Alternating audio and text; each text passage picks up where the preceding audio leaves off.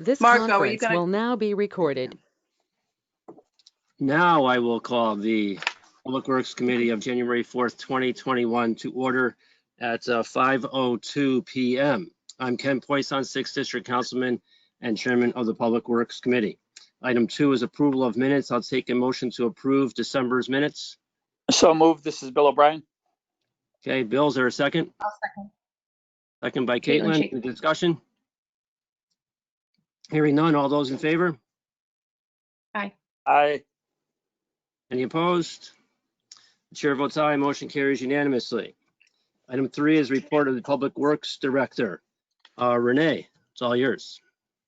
Renee has emailed her report to us ahead of time, as always. Does anybody have any questions for Renee? Renee, this is Bill O'Brien again. I want to mention two things. Hey, Bill. One, I've mentioned to the mayor a couple times about the transfer station. It looks so much neater the last couple times they've been down there compared to the way it was earlier this year. So good job there, whoever's doing it.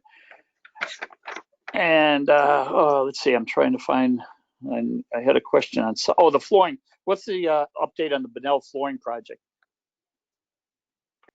Well, we're just waiting for school break to happen. We did a treatment on the floors where there were issues with the salinity in the concrete, and we wanted to give it enough time to make sure that this new treatment that we're trying is going to take. So we're hoping by the time we get to April break that we will see that it will work, and then we can move forward with the remaining rooms.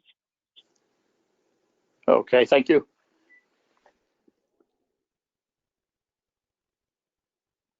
Any other questions for Renee? Okay, thank you very much, Renee. You're welcome. We'll move on to item 4, report of the town engineer. John has emailed his report out to us ahead of time, as always. Thank you both for doing that. And John, we have some action items at the top there for us. Yes, this is regarding West Broad Street project. We've talked before that we wanted to ask the contractor to put in some retaining walls on the abutments where the railroad embankment is meeting the West Broad Street. It's always been overgrown and very steep, and mud slides off it. And it would be not only dressing it up, but because of our improvements with some of the drainage, we had to cut into the slope, so we need to put something there anyway. So we've asked them for pricing to put in some retaining wall. They've been going back and forth with different alternatives, and we're settling in on precast concrete blocks, retaining wall that would have some textured surface that would mimic the block of the railroad abutment walls. This will be at all 4 corners of the bridge abutment, and the estimated cost is $45,000.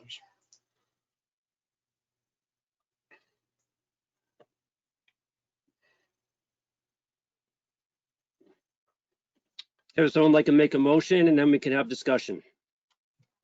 Mr. Chairman, I'll make a motion to approve Mr. Casey's recommendation of the $45,000. Caitlin Shake, I'll second. Okay, is there any discussion on the motion? John, I'll ask the obvious question that there's money set aside here. Yes, this is covered, still to be approved if we approve it by the Department of Transportation, but assuming that they will approve it, they've been involved in the discussion, so it shouldn't be an issue, but it's covered by the grant for the project, which is 90% state and federal funded. Right, just wanted to make sure.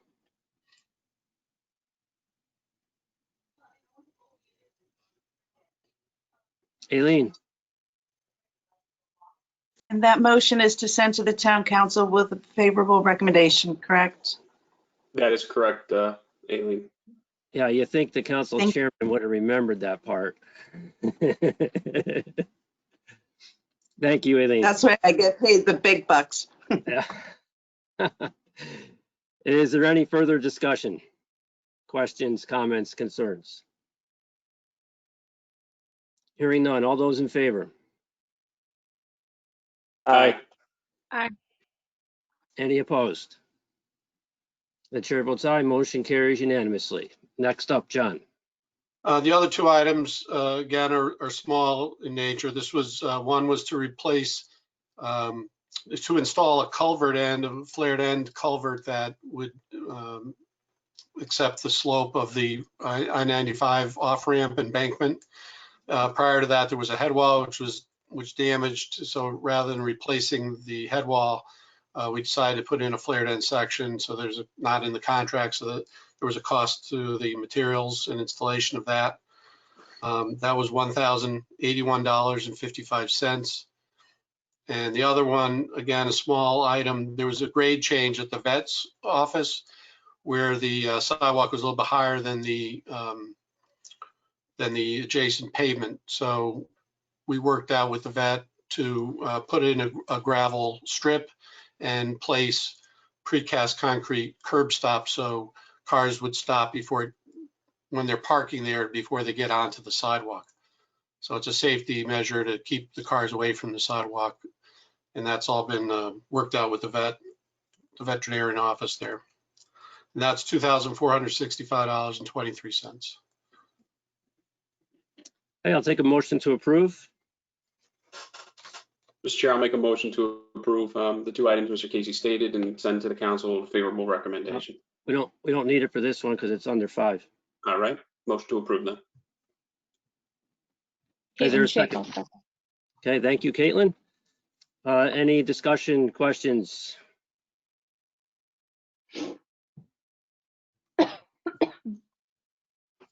Hearing none. All those in favor? Aye. Aye. Any opposed? Chair votes aye. Motion carries unanimously. Next up, John. We have one other that change order listed there. So we have not received the cost of that. That'll be another item. Small item. I'll bring it up when we receive it at next month's meeting. Just quickly on that project, we obviously haven't completed the work on West Broad Street prior to the winter. We've allowed the contractor to do some work during the winter period, which would normally be shut down as long as the weather cooperates. And then we'll be completing the paving, the reconstruction and the paving of West Broad Street and the Knowlton California Street intersection in the spring. A note, there was a couple items that we didn't use in the contract, so we would anticipate a pretty good sized credit change order coming. But we also would anticipate that there might be some costs for the project running past its deadline to be constructed this fall. So just wanted to alert you in the coming, there'll be some trade-off, some credits and possibly some additional costs for the contract extending past the period, the construction period. And the primary reason for that is that the utility companies we still have poles in the road that we haven't been able to move out and complete the traffic signal work and complete the curbing, and therefore the rest of the road reconstruction. So unless there's any question on West Broad, we can move on to Route 110. Say, John, before you go on this bill, is this project expected to solve the problem of flooding under the viaduct there on West Broad? Well, I never say solve, but it will definitely be a huge improvement over what was happening before. We have a very much larger pipe supplementing what pipes were previously there. The pipes that were previously there have been cleared and will be restored. So we have quite a bit of extra capacity than we had before. I think you've probably noticed, if you haven't, that we've had a couple of good rains that you haven't had the flooding there you had in the past. This all does drain to the culvert on King Street, and of course, if that culvert backs up, then this underpass would still be under pressure from flooding. on those types of rain events. But certainly it'll drain away quicker when and if it does flood in the future. One other thing, John, I've heard concerns about the Stratford High kids having to walk from Beardsley over to, cross over there to Linden. Is there any chance of something being done to help with that, safety-wise? Well, we are currently waiting for the traffic signals and, to be installed. So as soon as we can get the UI company to move their final wires out of the way, the traffic signal company will come in and mobilize, install the traffic signals. With that will also come the new pedestrian control signals. Oh, okay, that sounds good. Thanks.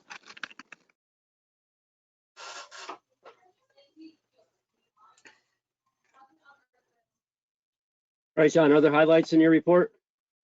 The Route 110 project, as you know, we were at a budget overage there. We have been working with Sikorsky to try to provide some additional funding, which they have agreed to. So we are waiting to get their funding for the budget off overage. And as soon as we get that, we will be able to make another payment to the contractor. We're close to closing the project out.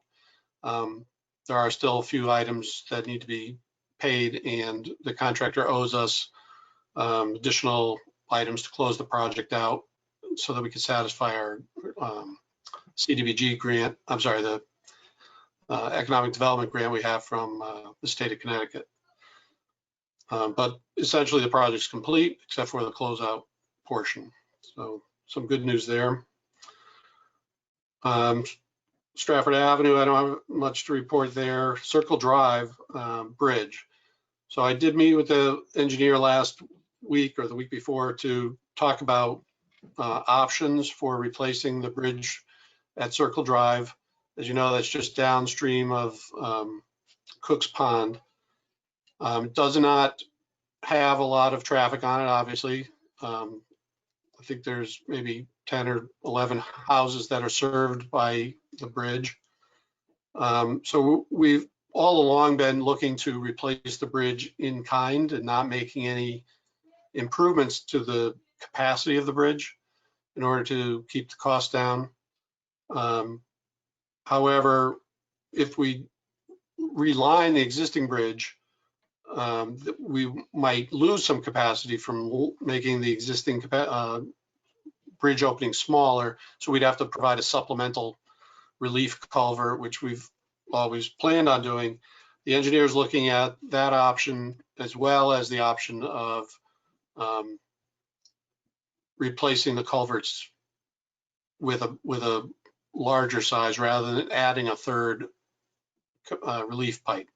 So he's looking at those two options, and I've asked them to look at what the permit requirements would be for each option, because one option might trigger a much bigger project. So I'll have more to report on that, but those are the two options we're looking at. Again, one will leave the bridge in its current capacity, and the other one would make a capacity improvement but cost more. Broad Street Bridge, the funding for that, we've applied for local transportation capital improvement program funds, LOTSIP, or we're about to apply. We haven't actually applied yet. We're waiting for a final cost estimate from the engineer to incorporate into our application. Then we'll make our application to the state. And again, we were, just to remind everybody, we're looking for the state to help pay for the cost of raising the road at Broad Street and Ferry Boulevard, which was a design choice that we made to try to reduce the coastal flooding from overtopping the road. So that funding request would come through the transportation funding from the DOT, and we're trying to make our best argument for that funding to be approved. And so the traffic part of that was the holdup, and we had decided to keep the traffic light signal. So I did review the signal design with the engineer. They're recommending a mast arm pole that would be 15 feet long, and it's a little longer than DOT normally approves, but shorter than the current one. So again, that'll go to DOT, and if they're satisfied, that'll be the design criteria for the traffic signal. And hopefully DOT will get back to us quickly on that so we can move forward with the design and the funding application. On the Old Spring Road Bridge over Bruce Brook, we did get our inland wetland approval in the December meeting.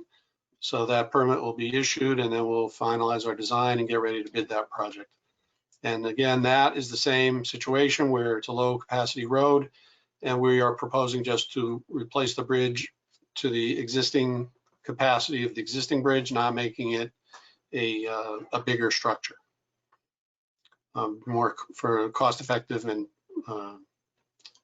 from a permitting point of view as well, be easier to permit. Nothing new to report on coastal resiliency. The Raybestos ball field, just to keep you updated, the EPA has been starting to move from some of their seed projects, some waste from offsite, and bringing it to the ball field for temporary storage. They're bringing it in, they're spreading it, they're compacting it, and they're covering it with membranes, and they have their whole air monitoring system going. If you've gone to any of the monthly CAG meetings, you'll know that. If not, that's it in a nutshell. That's where we're at. The Brewster Pond Dam, the emergency action plan is in draft form, and we've commented, and they're making some revisions to our comments. Then they'll be sending that to the state DEP for review. Mayor Hoydick, they are looking for emergency contact number from you to incorporate into the plan. I think they've asked Chris Bandecci to get that information.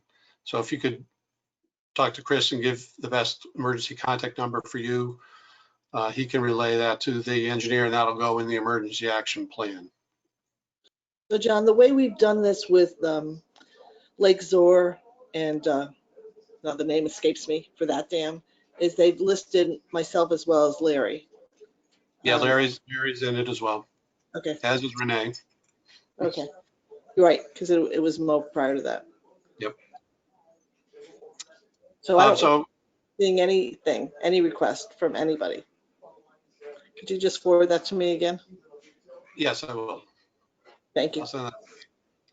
Thanks. And then they also did the dam inspection, which has been given to our finance department for the insurance purposes, and also has been sent to DEP to conform to that requirement for the dam inspection.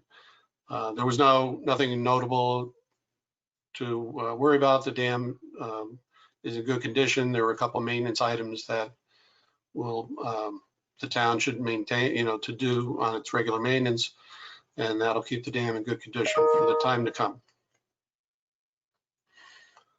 For the MS4 permit, it's time to do our annual report again. So we are internally gathering the information that we include in our report, which is the activities that we conducted during the year of 2020 to be in conformance and compliance with our permit. Not everything that is in the permit we are in full compliance with, but we're working on that as a goal, and we meet as a internal staff committee to review the permit requirements every quarter or every 6 months, and come up with a plan to try to become in compliance with the permit requirements. Not everything is practical, but I think so far we've been doing an adequate job to keep on track. But there might be more to come. As you know, there was a stormwater ordinance that is part of the requirement that's been talked about for many years. So we should be starting to talk about that again, as that deadline has been pushed and will be this July to pass a stormwater control ordinance. And we can go into that more detail as in the next month, I would say. We should start talking about it. And then finally, our underground tank project, we have the funding we needed from the LOCIP. And I think the purchase order is on its way to being approved for the consultant to begin the design phase. We have asked the Board of Ed to remove the oil from the tanks so that when we are ready to remove the tanks, they would be empty. And that's the status of that project. And that's it for my report. Okay, is there any questions for John?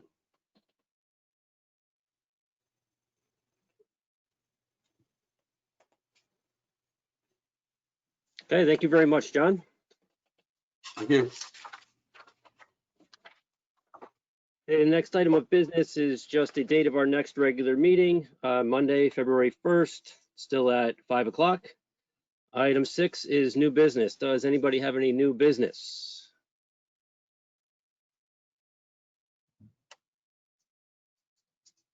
Hearing none, I'll take a motion to adjourn. Motion to adjourn, Bill O'Brien.